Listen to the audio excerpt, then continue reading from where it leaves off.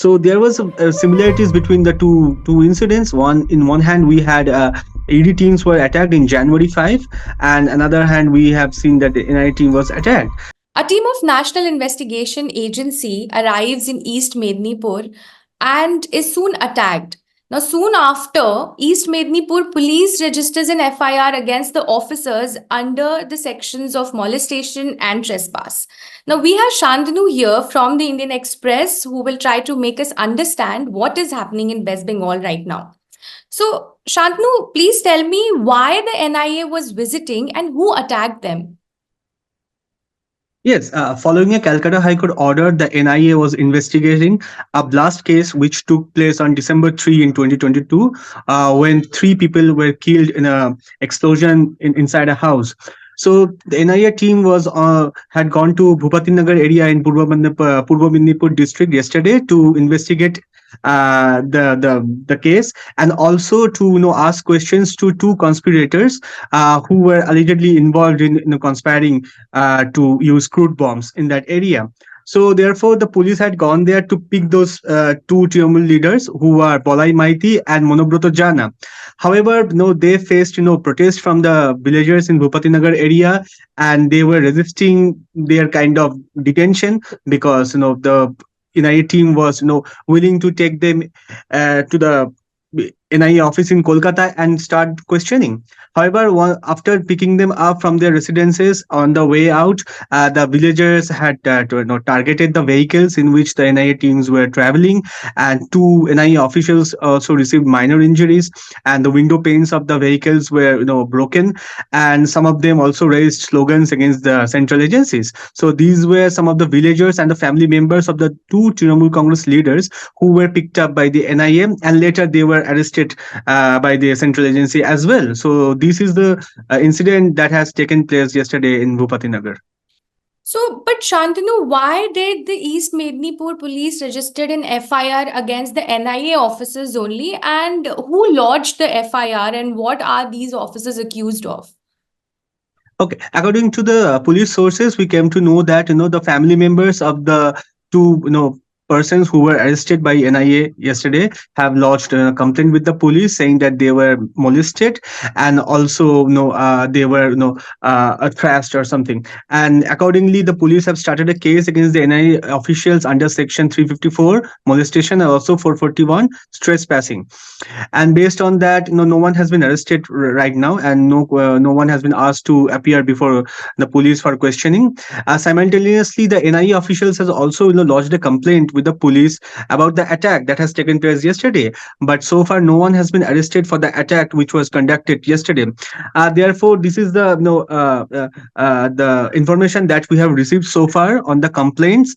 However, the incident has snowballed into a major controversy again, with political leaders targeting each other over this NIA investigation, and also a war of words has also erupted between the leaders. So, can we talk more about the political angle of this? Because the Lok Sabha election is also coming, and Prime Minister Modi is in Bengal right now. So, how is this incident going to play out in the upcoming elections? Yes.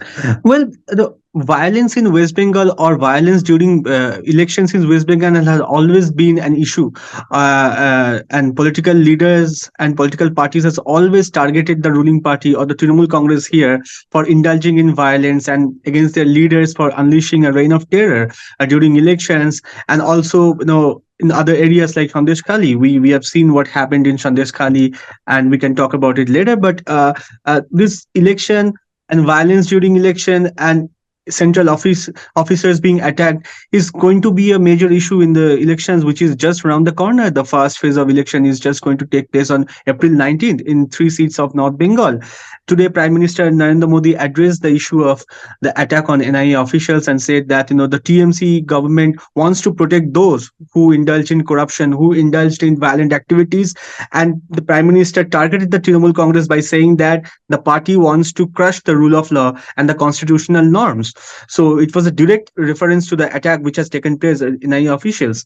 And on the other hand, Chief Minister Mamta Banerjee yesterday and today also talked about the NIA, NIA attack issue, and slammed the central government agency for visiting the houses at midnight and talking to the women and talking to the villagers, and said that no intimation to the state police was given before conducting such kind of an exercise. So therefore, the and Mamta Banerjee has totally thrown her weight behind the villagers who staged a protest against the NIA team, and she has also asked them not to allow them to enter their houses, not to respond to the any kind of summons to them. Before that, a few days ago, Mamta Banerjee has said that the BJP is selectively targeting her booth level leaders, her vote managers, so that the BJP, which is the principal opposition in West Bengal, gets an upper hand during the elections. She has said that if they issue summons to the leaders, don't respond to them, say that election is going on, we will talk about it later. So yesterday we've seen that the after sending someone to the Trinamool Congress leaders, the NIA teams went there and picked them up, and that's the reason why such a incident had taken place. Why the villagers have protested against such kind of move. So Trinamool Congress Supremo Mamta Banerjee once again today sent a message that the BJP is once again using the central agencies to conduct the elections, and it is selectively targeting the Trinamool leaders who are at the grassroots who conduct the elections, like for the planning the campaigning, helping people reach to the booths, cast their votes, and also other kind of activities that goes on during the elections. So this is the war of words that is going on between the political leaders. As we have seen, the state level leaders have already started talking about it, and Trinamool Congress also today accused BJP leader Jitendra Tiwari of having held a meeting with an NIA official in Kolkata some days ago.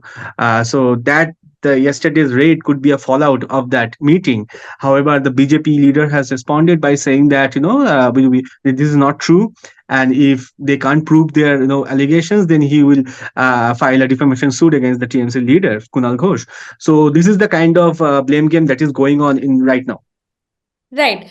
You also spoke about Sandeshkhali. So a lot of people are saying that in Sandeshkhali also ED was attacked. So there can be, we can draw some parallels there. Are there any parallels though? Well, both the incidents are pretty similar in nature, because the ED officials who went there to conduct an investigation in the PDS distribution scam or the ration scam, and went to conduct raids at the residences of TMC strongman Sheikh Shah Jahan.